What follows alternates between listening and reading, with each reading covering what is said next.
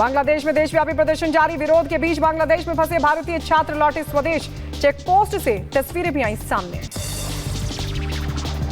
बांग्लादेश में हिंसा के बीच भारतीयों की वापसी तेज हुई। बांग्लादेश से अब तक 4500 छात्र लौटे। नेपाल के भी 500 छात्र भारत लौटे।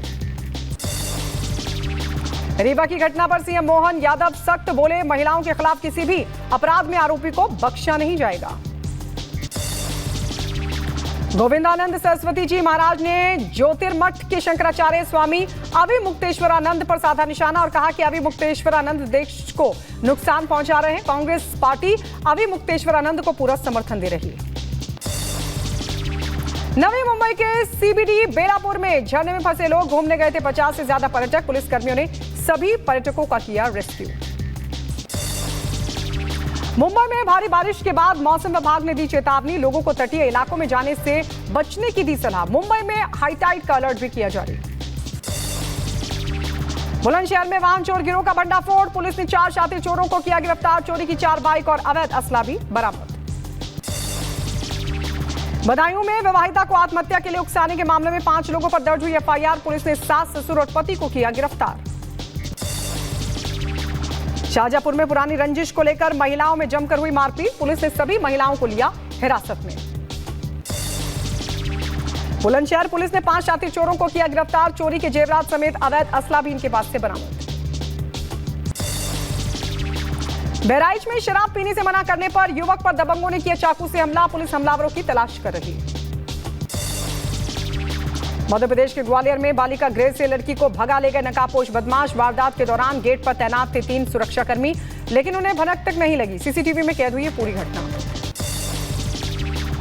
दिल्ली क्राइम ब्रांच ने स्टेट लेवल बॉक्सर को किया गिरफ्तार। प्रॉपर्टी विवाद में मां को गाली देने से गुस्साए बॉक्सर ने चाचा पर चलाई थी गोली। लंबे समय से फरार चल रहा था आरोपी राजन।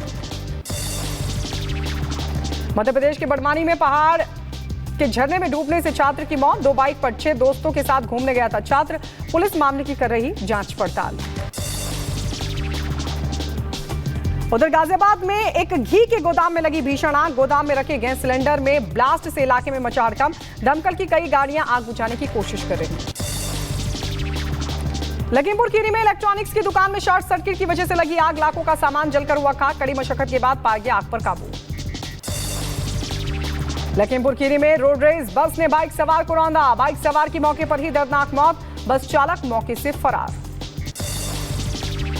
अल्मोड़ा हल्द्वानी हाईवे पर अनियंत्रित होकर सड़क पर पलटी बस। यात्रियों में मची चीख पुकार। हादसे में 7 यात्री जख्मी, 4 की हालत गंभीर। उत्तर प्रदेश के बाद अब पश्चिम बंगाल में ट्रेन हादसा। रानाघाट में पटरी से उतरी मालगाड़ी। हादसे के चलते रूट पर ट्रेनों का आवागमन हुआ प्रभावित। जम्मू कश्मीर के यासी में बड़ा सड़क हादसा। बिड्डा गांव में बेकाबू पिकअप गाड़ी 200 फीट गहरी खाई में गिरी। हादसे में 3 लोगों की मौत की खबर, एक गंभीर रूप से जख्मी। उधर महाराष्ट्र के पालघर में दवा निर्माण कंपनी में लगी भीषण आग। आग इतनी भीषण कि दूर से लपटे देखी जा सकती। दमकल की 6 गाड़ियों ने जैसे तैसे पाया आग पर काबू। किसी के हताहत होने की फिलहाल कोई खबर नहीं। अमेरिकी राष्ट्रपति जो बाइडेन नहीं लड़ेंगे चुनाव। चिट्ठी लिखकर उन्होंने इस बात का ऐलान किया। लिखा, पार्टी और देश हित में लिया फैसला। अमेरिका की उपराष्ट्रपति कमला हैरिस हो सकती हैं राष्ट्रपति पद की उम्मीदवार। राष्ट्रपति जो बाइडेन ने किया समर्थन। जो बाइडेन के चुनाव नहीं लड़ने पर ट्रंप ने सोशल मीडिया पर पोस्ट किया शेयर। लिखा, बाइडेन का सामना करने के लिए वो पूरी तरीके से तैयार थे। अमेरिका के पूर्व राष्ट्रपति ओबामा ने बाइडेन की रेस से हटने की तारीफ की, लेकिन कमला हैरिस का समर्थन करने से किया साफ इनकार। नॉर्थ कैलिफोर्निया में करीब 2000 एकड़ जंगल में लगी भीषण आग। हेलीकॉप्टर से पानी गिराकर आग बुझाने की कोशिश। बांग्लादेश में कोटा प्रणाली को लेकर हंगामा लगातार जारी। छात्रों ने कोटा खत्म करने की मांग को लेकर किया प्रदर्शन। यमन के होदेदा बंदरगाह पर इजरायली हमले में 6 लोगों की मौत। कई लोग आग में झुलस गए। इजरायल ने होदेदा बंदरगाह पर हुए हमले का फुटेज किया जारी। फुटेज में मिसाइलों को बड़े क्रेन पर हमला करते हुए देखा गया। ब्राजील में बुजुर्ग का मोबाइल फोन लूटना लुटेरों को पड़ा भारी। उसकी जिंदगी पर पड़ा भारी। फोन छीनकर भाग रहा लुटेरा बस की चपेट में आया। मौके पर ही उसकी मौत। इजरायल ने लेबनान के खयाम और यानी इलाकों पर किया जोरदार हमला, हिजबुल्लाह के कई ठिकानों को किया ध्वस्त।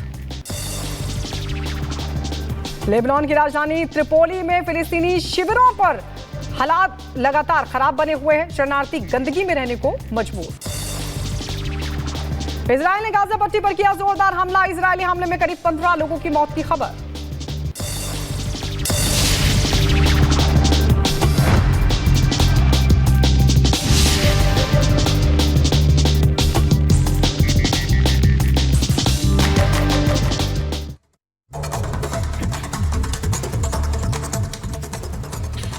और अब बात करते हैं महागाड़ी पर गृह मंत्री अमित शाह के प्रहार की। महागाड़ी पर गृह मंत्री अमित शाह ने जोरदार प्रहार किया।